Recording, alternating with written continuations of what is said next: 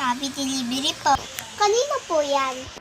Kay ano po? Kay Dish Calorie Dualan po. Ayaw nga po pala yun na po yung order ko. Kuha lang po ako na pambayad. Saan po yung pera ko dito?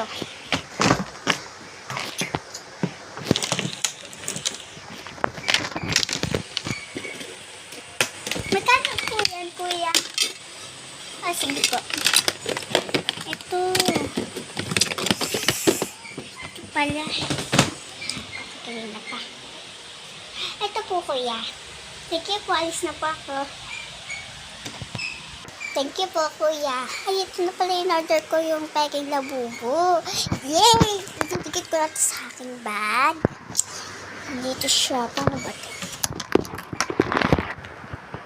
Ayan, kabit na. Buksan ko nga yung pinto.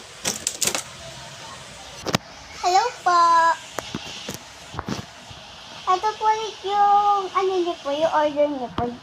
Nakalimutan ko po, iabot. Di ko po nasabay kagabi. Ay, kuya, ano po yan? Nakalimutan ko na po kasi kung ano po yan.